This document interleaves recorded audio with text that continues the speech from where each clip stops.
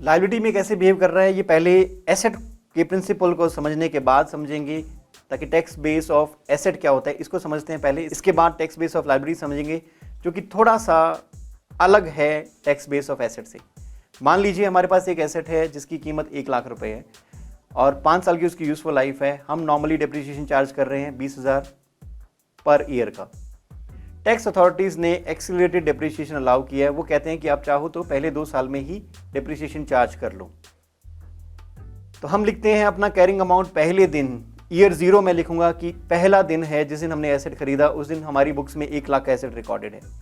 Tax authorities की तरफ देखा तो उन्होंने कहा कि हम भी इसे आज के दिन तो 1 लाख का ही मान रहे हैं। 1 साल का समय बीता, हमने अपनी बुक्स में उसे 80,000 का रिकॉर्ड किया, दूसरे साल के एंड में 60,000 का, तीसरे साल के एंड में 40,000, चौथे साल के एंड में 20,000 और 5वें साल ये एसेट फुली डेप्रिशिएटेड हो गया और 5 साल की इसने यात्रा अपनी पूरी कर ली। पर दूसरी तरफ जब टैक्स अथॉरिटीज़ के बैलेंसेस को देखा तो साल की शुरुआत में जिस दिन हमने एसेट खरीदा था उस दिन तो वो 1 लाख का ही था, बट जैसे ही 1 साल बीता उन्होंने हमें 50,000 का डेप्रिसिएशन अलाउ किया। उनके अकॉर्डिंग कैरिंग अमाउंट 1 साल के बाद 50,000 का हो गया। दूसरे साल के एंड में वो 0 वैल्यू पे आ गया क्योंकि उन्होंने फुली डेप्रिशिएट करने दिया इसे 2 साल के पीरियड में। तीसरे साल में कैरिंग अमाउंट निल है, चौथे साल में भी कैरिंग अमाउंट निल है और 5th ईयर में भी कैरिंग अमाउंट 0 है।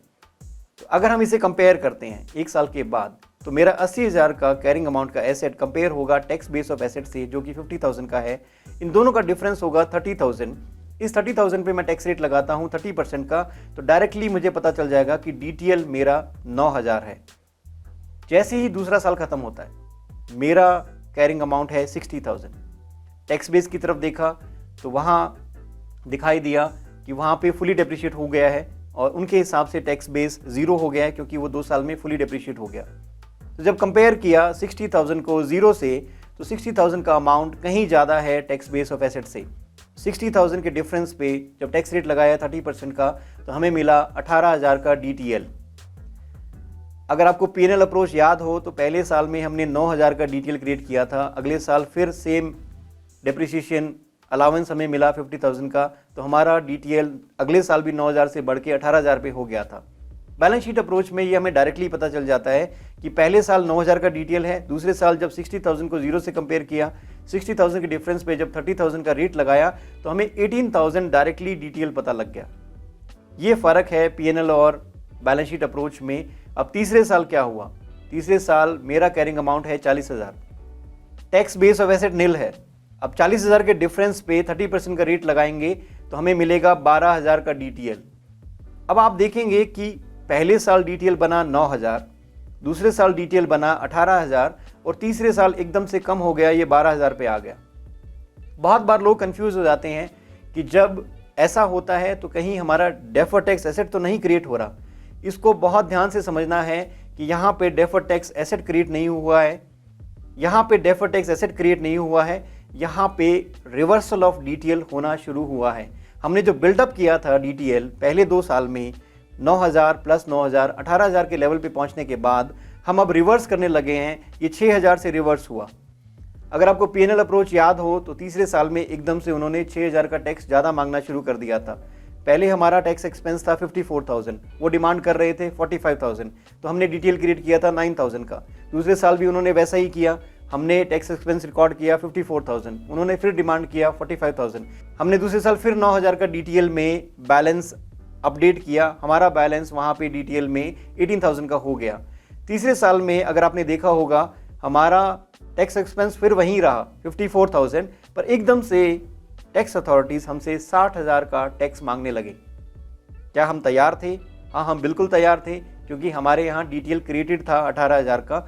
उस बैलेंस को हम यूज़ करेंगे इस एक्स्ट्रा टैक्स लायबिलिटी को पे करने के लिए, जो तीसरे साल एकदम से इन्होंने 6,000 का एक्स्ट्रा अमाउंट हमसे मांग लिया। हम तो तैयारी करके बैठे थे 54,000 के टैक्स एक्सपेंस को रिकॉर्ड करने के लिए, बट एकदम से उन्होंने 6,000 का एक्स्ट्रा टैक्स मांगा। हम तैयार थे, इसलिए हमने 18,000 में से 6,000 माइनस किए और हमारा बैलेंस 12,000 का रह गया। P&L अप्रोच में तीसरे साल वो बैलेंस शीट अप्रोच में आपको डायरेक्टली पता लग जाता है कि 40,000 का डिफरेंस है, 30% का रेट लगा तो 12,000 का हमारा DTL बनना चाहिए 3rd ईयर में।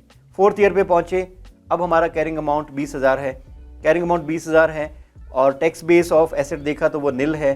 डिफरेंस 20,000 का है जिसके ऊपर 30% का रेट लगा, और चौथे साल ये 6,000 का DTL बैलेंस दिखाई दिया।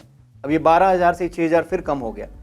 फिफ्थ ईयर में जब हमारा एसेट फुली डिप्रिशिएट हो जाता है या पूरी तरह से कंज्यूम हो जाता है, उस साल हम फिर वैसा ही एक्सपेंस चार्ज करेंगे। अपनी बुक्स में तो हम 20,000 का डिप्रिसिएशन चार्ज करेंगे और वो हमें कुछ भी अलाउ नहीं कर रहे हैं, तो फिर हमसे 6,000 का एक्स्ट्रा पैसा मांगा जाएगा। और हम तैयार थे क्योंकि हमारे DTL बैलेंस में फोर्थ ईयर के एंड में 6,000 का बैलेंस पड़ा है, जो फिफ्थ ईयर के बैलेंस में बिल्कुल सेट ऑफ हो जाएगा। ये था मेरा बैलेंस शीट अप्रोच। क्या मैं इससे एक प्रिंसिपल बना सकता हूँ? क्या मैं एक रूल बना दूँ यहाँ कि अगर मेरा कैरिंग अमाउंट ऑफ एसेट ज़्यादा है टैक्स बेस ऑफ एसेट से, उस केस में DTL ही क्रिएट होगा। अगर मैं ये रूल बना देता हूं तो क्या इसके उलट भी रूल बन सकता है? अगर मेरा कैरिंग अमाउंट ऑफ एसेट कम है टैक्स बेस ऑफ एसेट से, तो हमेशा डेफर्ड टैक्स एसेट क्रिएट होगा। मैंने एसेट का एक प्रिंसिपल लिया, प्रूव भी किया कि कैरिंग अमाउंट ऑफ एसेट ज़्यादा हो अगर टैक्स बेस ऑफ एसेट से, तो हमेशा DTL बनता है। तो मैं इसके उलट भी तो एक रूल बना सकता हूं कि अगर कैरिंग अमाउंट ऑफ एसेट कम है टैक्स बेस ऑफ एसेट से, तो हमेशा DTA बनेगा। लायबिलिटीज इसके बिल्कुल उलट होंगी, वो भी समझेंगे और ये दोबारा रिपीट भी होगा। मैं एक बार के लिए यहाँ बता देता हूँ, बट दोबारा रिपीट करूंगा ताकि आपको वहाँ लायबिलिटीज का केस भी बेहतर समझ आए। अभी हमने कहा कि एसेट, अगर कैरिंग अमाउंट ऑफ एसेट ज़्यादा है टैक्स बेस ऑफ एसेट से, तो DTL बनेगा। अगर यही लायबिलिटी होगी तो क्या होगा? अगर लायबिलिटी का कैरिंग अमाउंट ज़्यादा है टैक्स बेस ऑफ लायबिलिटी से, तो क्या बनना चाहिए? आपको क्या लगता है? एसेट के केस में अगर कैरिंग अमाउंट ज़्यादा है टैक्स बेस से, तो डेफर्ड टैक्स लायबिलिटी बनती है। इसे मैं रिप्लेस करता हूं कि यही लायबिलिटी है। अगर मेरी कैरिंग अमाउंट ऑफ लायबिलिटी ज़्यादा है टैक्स बेस ऑफ लायबिलिटी से, तो क्या बनना चाहिए? लायबिलिटीज एसेट के उलट होती हैं, तो इसका मतलब ये है कि अगर एसेट के केस में DTL बनता है, तो लायबिलिटीज के केस में यही डेफर्ड टैक्स एसेट बनना चाहिए। एसेट के केस में अगर कैरिंग अमाउंट ऑफ एसेट कम है और टैक्स बेस ऑफ एसेट ज़्यादा है, तो उस केस में डेफर्ड टैक्स एसेट बनना चाहिए। तो लायबिलिटी के केस में क्या बनेगा? लायबिलिटी के केस में उल्टा होगा कि अगर कैरिंग अमाउंट ऑफ लायबिलिटी कम है और टैक्स बेस ऑफ एसेट ज़्यादा है, तो उस केस में डेफर्ड टैक्स लायबिलिटी बनना चाहिए। आप चाहें तो ये प्रिंसिपल्स को एक पेन एंड पेपर लेके, मेरी ये उम्मीद है कि आप लिख रहे हैं जो मैं बोल रहा हूँ। ये चारों प्रिंसिपल्स आपको लिखने हैं, तभी आपको टैक्सेस की परिभाषा या कि ये कैसे काम करता है ये समझ आएगा। तो मेरी राय ये है कि एक बार पॉज करके या रुक के ये चारों प्रिंसिपल्स को लिख लो। मैं समराइज करता हूँ। एसेट के केस में, if carrying amount of an asset is higher than tax base of an asset, it will give rise to DTL। अगर कैरिंग अमाउंट ज़्यादा है टैक्स बेस ऑफ एसेट से, तो डेफर्ड टैक्स लायबिलिटी बनेगा। अगर carrying amount of asset कम है tax base of asset से, तो डेफर्ड टैक्स एसेट बनेगा। लायबिलिटीज़ के केस में अगर कैरिंग अमाउंट ऑफ लायबिलिटी ज़्यादा है टैक्स बेस ऑफ लायबिलिटी से, तो डेफर्ड टैक्स एसेट बनेगा। और इफ़ कैरिंग अमाउंट कम है टैक्स बेस ऑफ लायबिलिटी से, तो डेफर्ड टैक्स लायबिलिटी बनेगी। ये चारों लाइनें एक बार आप लिख लीजिए। पहला प्रिंसिपल मैं आपको प्रूव कर चुका हूँ, उसके बेसिस पे 3 प्रिंसिपल्स और बनेंगे। अगर आपको ये चारों प्रिंसिपल्स याद हैं या आपको फॉर्मुलेट करने आते हैं, आप कभी भी मात नहीं खाएंगे कि कैसे डेफर्ड टैक्स एसेट या डेफर्ड टैक्स लायबिलिटी कैलकुलेट होगा।